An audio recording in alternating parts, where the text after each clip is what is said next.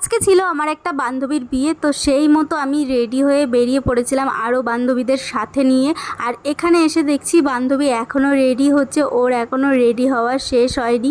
আর এখানে যে সাজাচ্ছে দেখতে পাচ্ছ, এটাও আমার একটা বান্ধবী, ওকে সাজাতে এসছে। আর এদিকে আমার আর একটা বান্ধবী এখানে তত্ত্বের মধ্যে থেকে ওড়না বার করছে, দেখতে পাচ্ছ ওড়নাটা এখনও তত্ত্বের মধ্যেই ছিল। বান্ধবী যতক্ষণে রেডি হচ্ছে তো ততক্ষণে আমরা যাই গিয়ে এখানে ফুচকা খেয়ে নিই। আর এখানে ফুচকা খেতে এসে দেখছি কত বড় লাইন লেগেছে। বিয়েবাড়ি ফ্রিতে ফুচকা খেতে আসার জন্য যে এত লাইন লাগে কি বলবো, অন্য কোথাও এত লাইন দিতে হয় না যেখানে বিয়ে বাড়িতে লাইন দিতে হয়। আর আমার এদিকে ভিডিও করতে করতে আমার বান্ধবী আমার পাতা থেকে ফুচকা তুলে যে যতগুলো পেলো সব খেয়ে নিল, দেখতে পাচ্ছ। তো তারপরে ফুচকা খেয়ে যেতে যেতে দেখছি বান্ধবী এখানে চলে এসছে যেখানে ওর বসার কথা ছিল। আর এখানে এসে আমরা ওর গিফটটা দিয়ে দিলাম। আর ওর গিফটটা কেমন হয়েছে অবশ্যই তোমরা কমেন্ট করে জানিও। তারপরে দেখতে দেখতে অনেকটাই রাত হয়ে এসেছিল, প্রায় 10টার উপর হয়ে গিয়েছিল। এবার যেতে হবে বাড়ি। আর এখানে এত ভ্যাপসা গরম করছিল যে কি বলবো।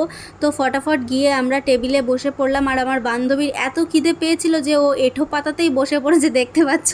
তারপরে আমরা সবাই মিলে টেবিলে বসে পড়লাম খাওয়ার জন্য। আর আমরা যে 4জন টেবিলে বসছিলাম আমরা শুধু হাসছিলাম, খাচ্ছিলাম না। আর এখানে টেবিলে পেপার পেতে দিয়ে গেল, দেখতে পাচ্ছ।